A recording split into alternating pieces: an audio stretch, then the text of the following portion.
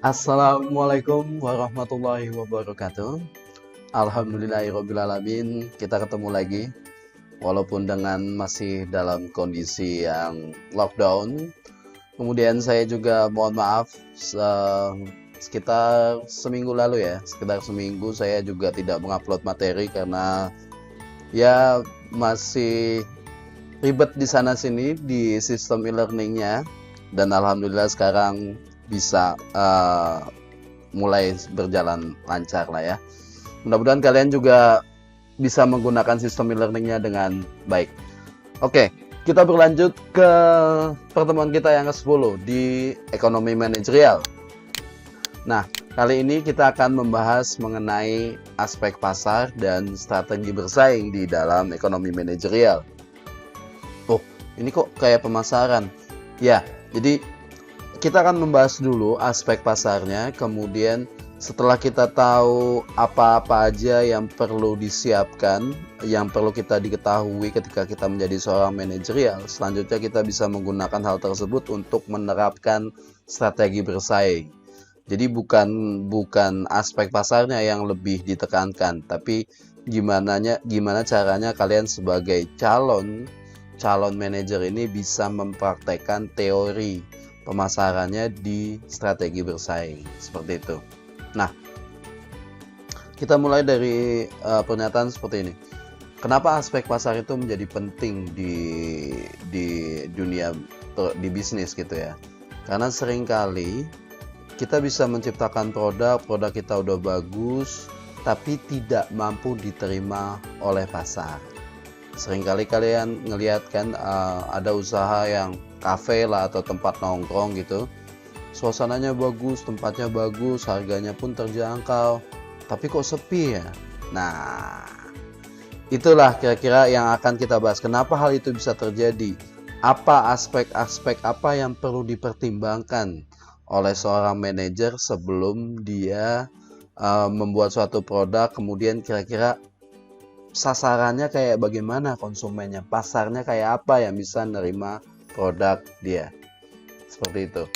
Kemudian ini yang akan kita bahas. Kita mulai dulu dari aspek pasar, kemudian ini akan berkaitan dengan marketing mix. Tentunya kalian marketing mix juga udah familiar mengenai bahasa marketing mix. Dan yang ketiga kita coba untuk sekalian menganalisa kasus dalam strategi bersaing.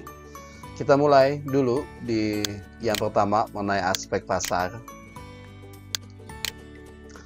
Aspek pasar dalam strategi bersaing itu paling tidak kita harus mempertimbangkan S, kemudian T, dan P, STP, yang merupakan singkatan dari segmentasi.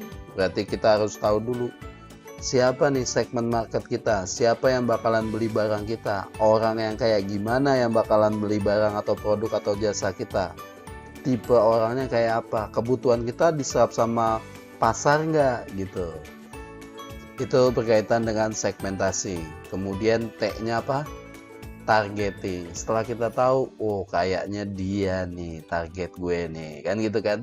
Nah, setelah kita udah menentukan, oh kayaknya cocoknya di kelompok market yang ini, segmen yang ini nih, kemudian kita targetin, oh iya kita fokus melayani kebutuhan untuk orang-orang yang seperti ini. Nah, itu adalah targeting.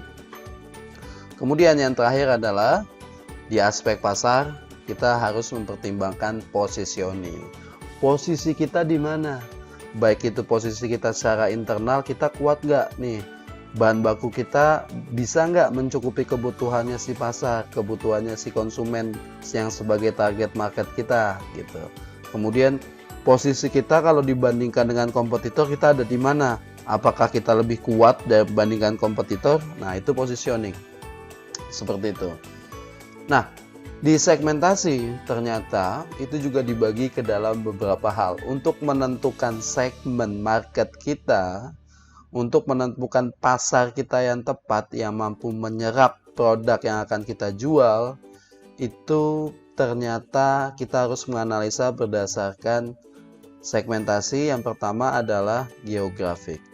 Geografik itu akan berkaitan dengan kultur, berkaitan dengan kondisi di suatu wilayah. Pelajaran geografi berarti kita mempelajari tentang keadaan-keadaan letak-letak wilayah di permukaan bumi, di mana ada lautan, dataran rendah, gitu kan.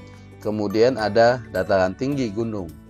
Dan kok bisa sih geografik itu berpengaruh terhadap aspek pasar? Iyalah, karena misalnya kalau kita ngomongin di pegunungan kan hawanya dingin. Ini berkaitan dengan cuaca kan. Kemudian di pantai itu hawanya agak sedikit panas. Kalian pernah nanya nggak, kenapa di pantai itu nggak ada yang jualan bandrek ya? Ya kan? Emang pernah ada di pantai jualan bandrek, minuman-minuman bandrek yang ada di puncak? Nggak ada kan? Nah, begitu juga sebaliknya. Minuman-minuman yang ada di pantai pasti nggak ada di puncak, karena itu berkaitan dengan cuaca. Orang cuacanya udah panas, ditambah lagi minuman panas misalnya di pantai, ya nggak cocok dong. Makanya ketika kita mau memproduksi suatu barang, kita harus melihat dulu geografi kita ada di mana, di kondisi wilayah yang mana, karena ini berkaitan dengan cuaca, berkaitan dengan iklim, seperti itu. Misalnya kita ngomongin, geografi kita ada di wilayah Indonesia, di mana iklimnya adalah tropis. Kemudian kita memproduksi produk mantel gitu, mantel buat penahan hawa dingin. Ya nggak cocok, karena hawanya nggak begitu dingin, kecuali kalau wilayah geografiknya ada di wilayah Eropa dekat kutub utara gitu kan. Nah, itulah kenapa kita perlu mempertimbangkan geografi. Kemudian yang kedua, di segmentasi kita juga harus mempertimbangkan demografik. Demografik itu apa? Demografik itu berdasarkan jenis kelamin. Ada laki-laki, ada perempuan, kan gitu. Kemudian yang berkaitan dengan demografik lagi apa? Umur seseorang, ya, itu berkaitan dengan demografik. Kemudian apa lagi? Pekerjaan seseorang, itu berkaitan dengan demografik. Lah, kok bisa pengaruhnya? Kenapa kita harus mempertimbangkan hal ini? Misalnya contoh, kita ngomongin demografik laki-laki sama perempuan. Pasar itu kan orang-orang yang punya kebutuhan, orang-orang yang memang kebutuhannya mau coba kita supply, ya kan? Tentunya kebutuhan wanita dengan kebutuhan laki-laki akan berbeda, ya gak? Masa laki-laki butuh lipstick kan enggak. Nah, kita akan melihat demografi di suatu wilayah kita. Kalau dikaitkan dengan geografi tadi, itu kebanyakan orang-orangnya laki-laki atau perempuan, kan kayak gitu. Kemudian berkaitan demografik selanjutnya, ini rata-rata penduduk di wilayah kita itu umurnya, kalau kita mau jualan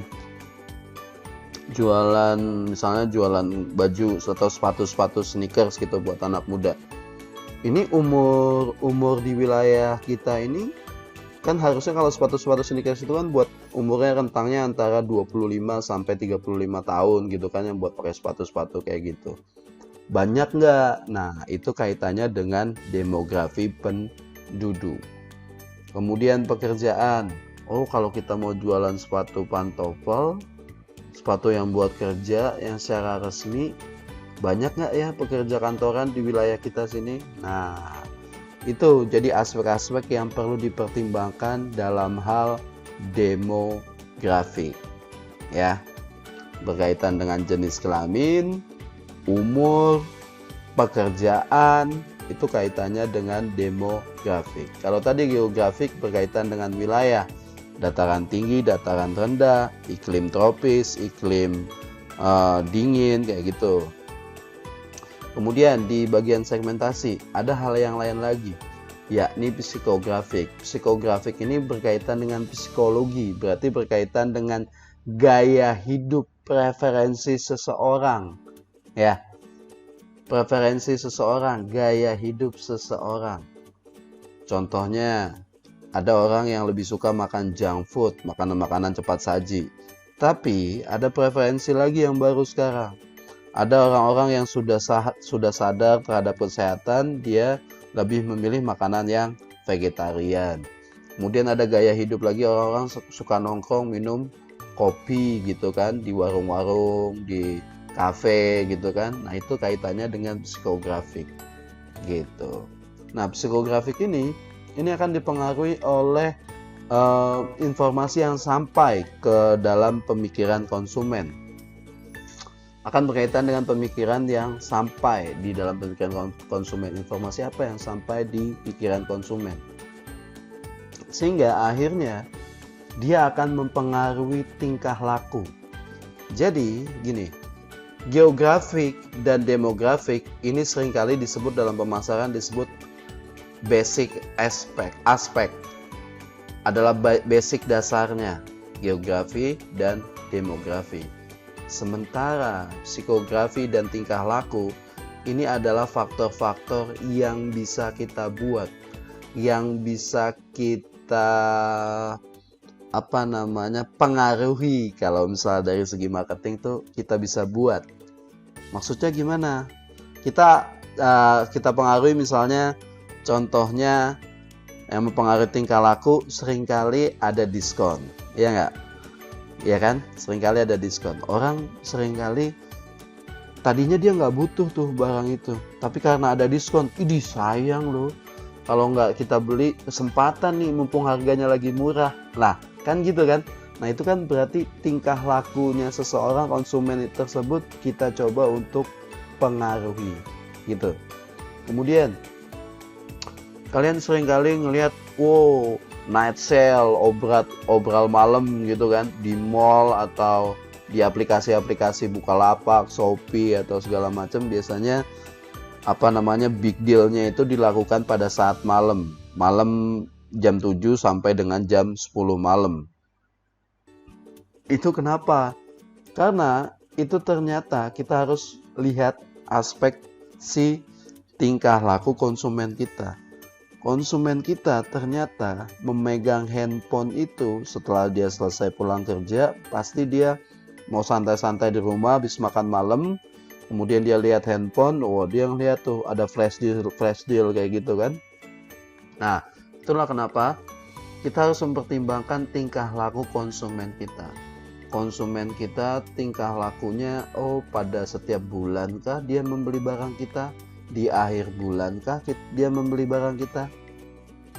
Kayak sekarang di bulan Ramadan ini, yang tadinya nggak pernah minum sirup, tapi ketika bulan Ramadan mungkin aja jadi minum sirup kan.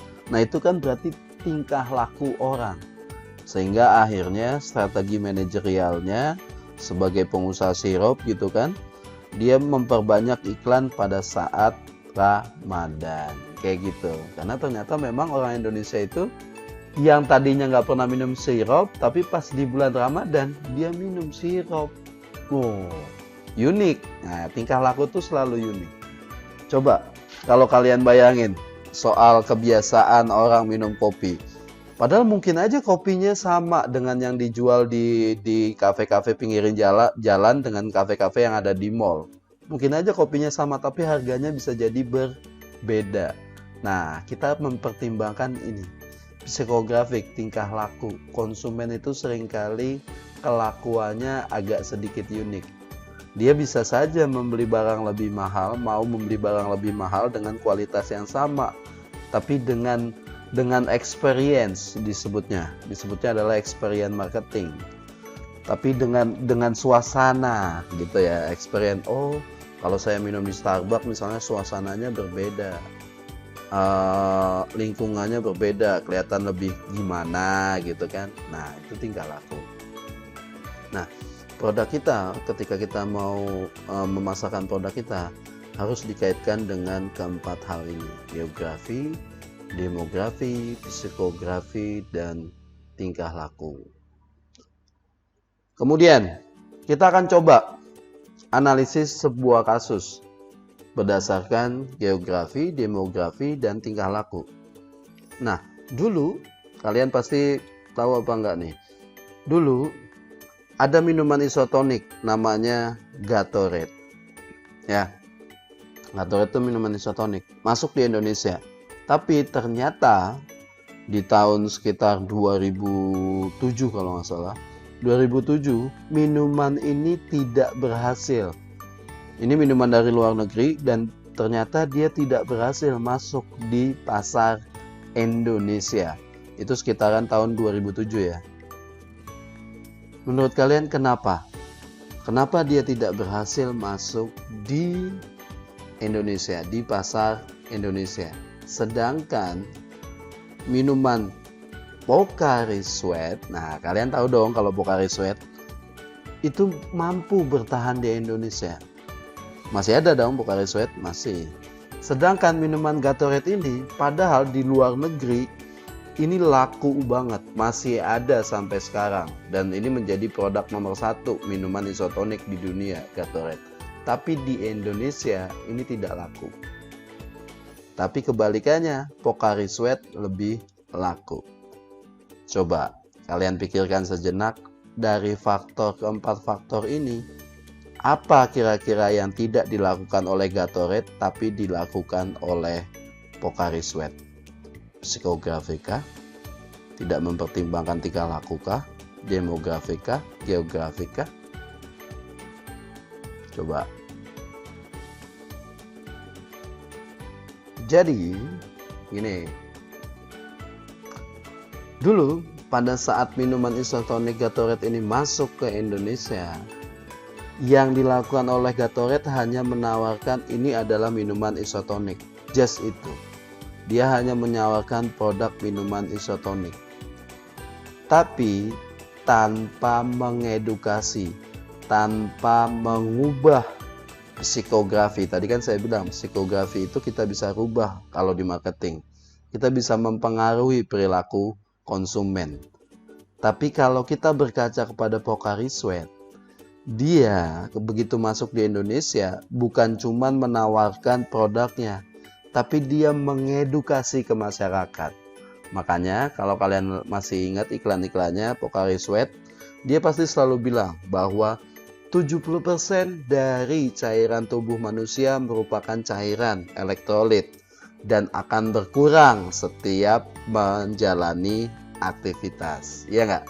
Itu kan jargonnya Pocari Sweat, bahwa 70% dari tubuh manusia adalah, nah itu apa? Itu adalah salah satu cara marketing yang dilakukan oleh Pocari Sweat untuk menyampaikan kegunaan dari produk isotonik si Pocari Sweat. Sehingga makin lama orang makin mengerti, oh iya ya, saya ini kehilangan cairan tubuh. Nah kalau kehilangan cairan tubuh sering merasa badannya lemes, saya minum apa ya? Oh Pocari Sweat. Baru kemudian diikuti dengan kompetitor minuman isotonik yang lain. Sekarang ada Mizone ya kan, gitu. Nah tapi dengan berkaca pada kedua kasus ini, kita bisa tahu bahwa ternyata aspek psikografik kita perlu pertimbangkan. Oh ternyata orang Indonesia, marketnya, konsumennya belum paham mengenai pentingnya kebutuhan minuman isotonik. Maka kita perlu edukasi terlebih dahulu. Nah seperti itu. Itu salah satu contoh kenapa kita penting untuk mempertimbangkan aspek pasar. Setelah kita tahu segmentasi market kita, kemudian yang langkah selanjutnya adalah dalam menentukan aspek pasar, kita memilih siapa nih target market kita dari berdasarkan konsumen tadi. Apakah kita mau melayani orang yang tinggal di pegunungan aja? Apa kita mau melayani orang yang laki-laki aja atau perempuan aja? Atau kita mau melayani orang yang pendapatannya di atas 2 juta berdasarkan demografik? Atau kita mau melayani orang-orang yang sudah teredukasi dengan baik soal minuman isotonik? Nah, itu kemudian kita pilih sebagai target. Karena nggak mungkin semuanya itu akan kita layanin gitu. Karena produk kita itu pasti peruntukannya, kebutuhannya akan dimanfaatkan oleh orang-orang tertentu gitu ya. Nah itulah targeting. Kita menentukan segmen market mana yang perlu kita sasar ya. Kita ambil contoh begini. Kalian tahu produk Supermie, Indomie, sama Sarimi? Kalian tahu nggak bahwa ternyata produk ini dimiliki oleh satu perusahaan, Indofood, CBP, Sukses Makmur Tbk. Nah, ya, itu 3 merek tersebut ini dimiliki sama satu produsen yang sama. Nah, ini tujuannya apa nih? Padahal sama-sama produk mie. Jadi gini gampangnya. Karena Indofood, Sukses Makmur ini adalah perusahaan besar, awalnya kalau kita baca di sejarahnya di sini, dari 3 merek mie instan itu yang paling dulu diproduksi adalah Supermie tahun 1964. Kemudian baru Indomie tahun 1972 dan paling bungsu adalah Sarimi diluncurkan pada tahun 1982.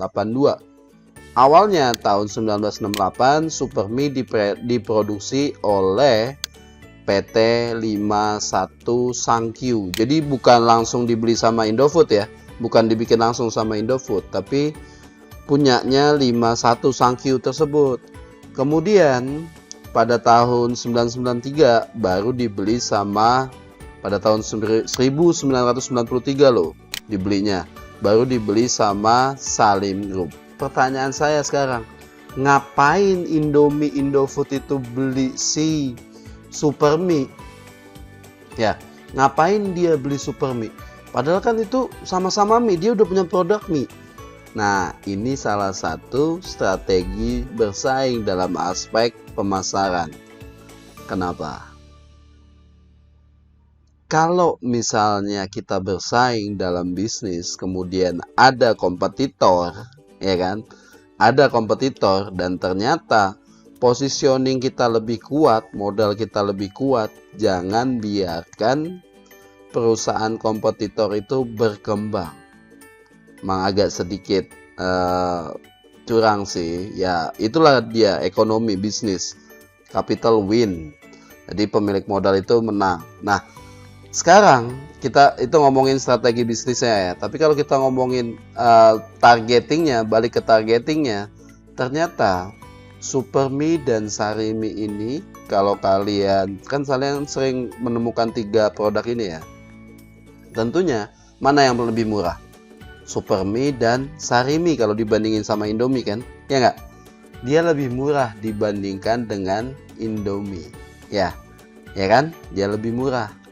Dan itu peruntukannya, targeting marketnya, ternyata Supermie itu untuk target masyarakat yang menengah ke bawah dan Sarimi juga untuk menengah ke bawah.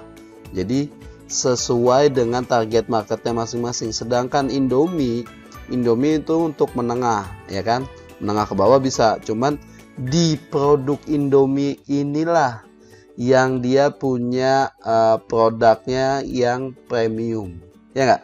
Kalau kalian pergi ke supermarket, kalau di warung nggak ada, kan ada produk Indomie yang premium, yang dagingnya tuh yang lebih tebal tuh, yang Indomie apa sih? Indomie bakmi Kraton tuh yang iklannya Raffi Ahmad tuh kan. Nah, itu kan produk premium, harganya lebih mahal, jauh lebih mahal dibandingkan dengan produk Supermie maupun Sarimi. Karena berkaitan dengan demografi. Oh, ternyata yang makan mie itu ada juga orang dengan pendapatannya di atas rata-rata. Nah, dia tipe orangnya maunya nyoba rasa, mau nyoba yang macam-macam rasa.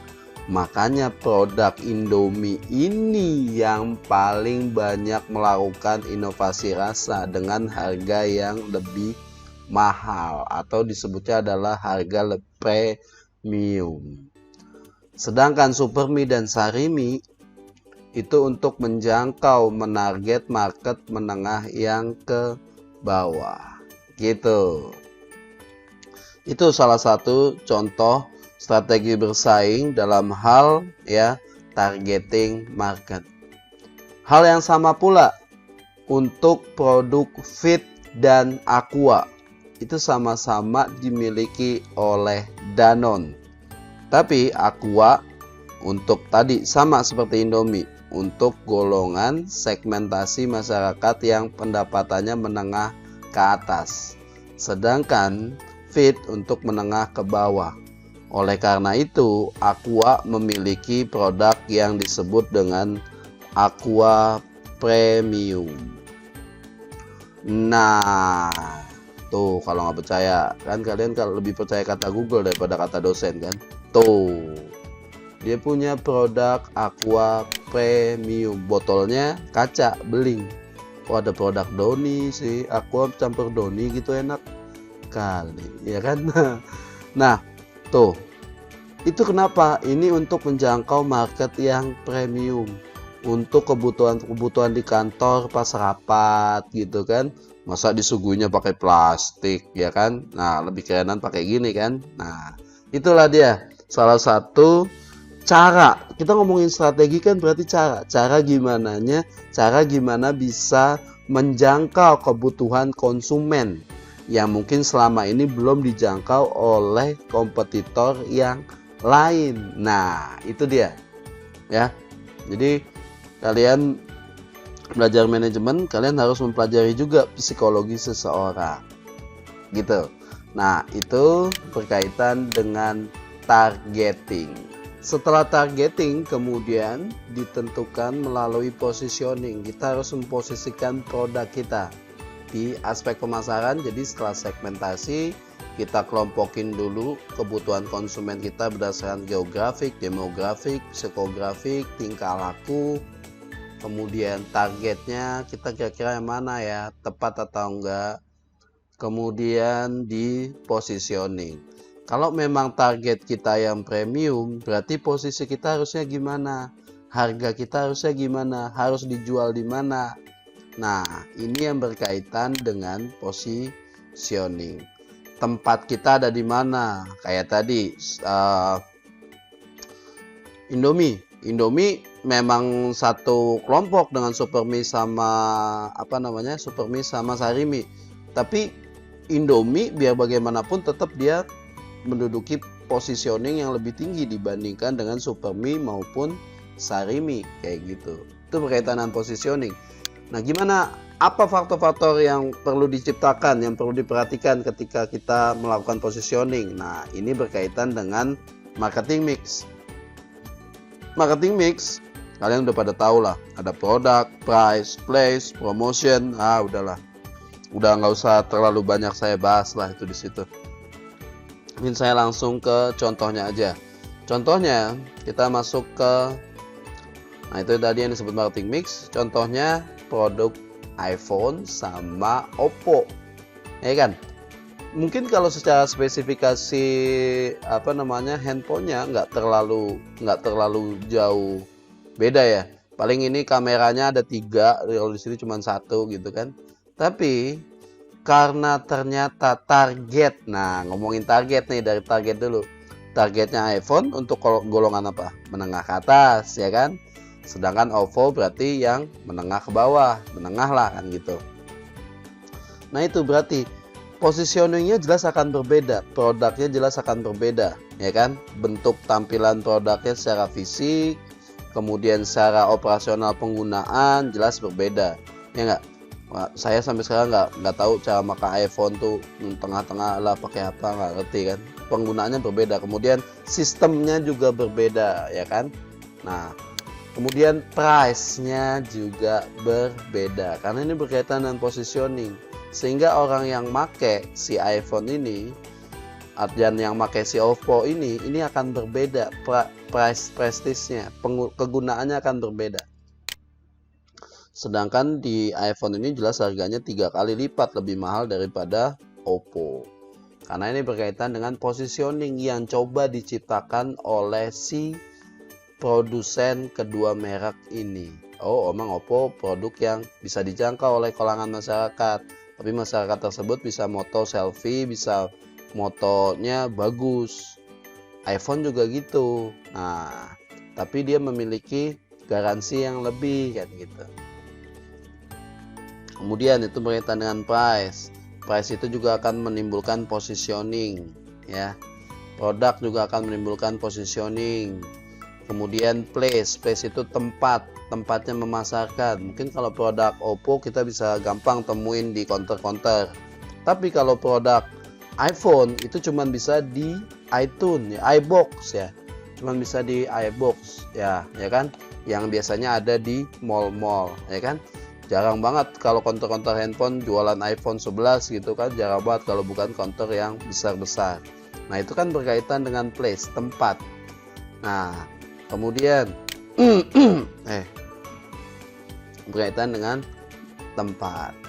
Nah, itulah kira-kira cara untuk menciptakan positioning. Bisa berdasarkan produknya, price-nya, place-nya, kemudian promotion. Promotion itu berkaitan dengan bagaimana tenaga penjualannya. Jelas kalau di iBox kan beda lah kalau misalnya kita ke counter kan. Nah, itu berkaitan dengan promotionnya. Kemudian promosinya, mungkin kalau beli Oppo di counter HP, promosinya beli handphone Oppo dapat hadiahnya kipas, ya kan? Tapi kalau beli iPhone dapat hadiahnya earbud kan gitu. Nah, itu kan berkaitan dengan positioning, cara untuk menciptakan position, brand image ya. Position bisa disebut juga dengan brand image. Kemudian sebetulnya marketing mix ini itu sekarang diperluas lagi, bukan cuman 4, tapi ditambahkan dengan yang namanya people dan performance. People itu maksudnya adalah orang yang memasarkan produk tersebut. Ya, kita bisa sebutnya adalah brand ambassador, ya kan? Kalau kita lihat produk face care, nah brand ambassador itu akan menciptakan positioning, brand image terhadap produk tersebut. Misalnya face care ya. Face care itu kan obat masuk angin, obat apa namanya? Bau obat-obat apa sih kalau masuk angin itu kan? Minyak nyong-nyong kalau disebutnya kan, anak-anak kan. Itu kan minyak nyong-nyong kayak minyak kapak gitu kan. Iya nggak? Tahu nggak kalian minyak kapak tuh? Minyak yang kecil tuh yang saya sering beli kalau minyak kapak. Face care malah nggak pernah. Minyak kapak tuh jadi kayak minyaknya nyak-nyak gitu kalau kata orang. Cuman untuk mengubah pola, nah ini berkaitan dengan psikografik. Untuk mengubah pola bahwa generasi milenial bisa kok nih pakai minyak nyong-nyong tadi lah disebutnya. Itu kan face care minyak nyong-nyong kan, minyak angin kayak gitu kan. Tapi baunya dirubah jadi aromaterapi. Nah, produknya kan berubah, gitu kan.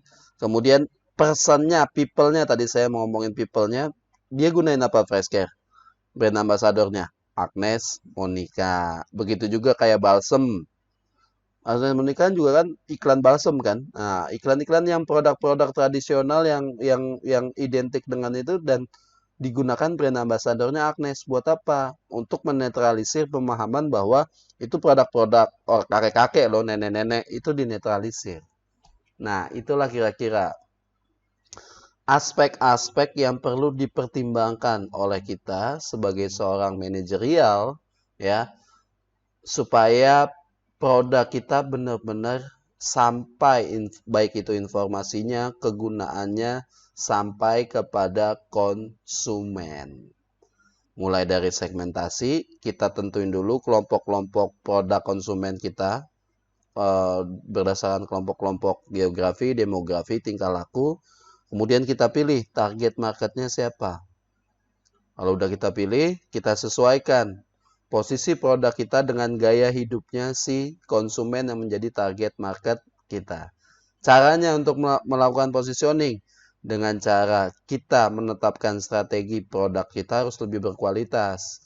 Kalau misalnya kita mau menciptakan harga lebih mahal, gitu dong. Kemudian tempat distribusinya juga harus representatif. Kalau misalnya dia lebih mahal, makanya di sini Apple adalah dia memakai iBox. Sedangkan kalau Oppo bisa dijual di semua counter-counter. Promosinya juga berbeda. Kemudian people-nya juga, brand ambassador-nya juga berbeda dalam upaya menciptakan positioning. Oke, baik. Jadi sepertinya materinya udah cukup. Jadi setelah menonton video ini, silakan kalian mengerjakan di forum diskusi yang di bawahnya ya. Jadi kalian tugasnya adalah kalian mencoba lihat dulu di forum diskusi ada apa, kalian coba pahamin, kemudian dikerjakan. Oke, terima kasih. Assalamualaikum warahmatullahi wabarakatuh.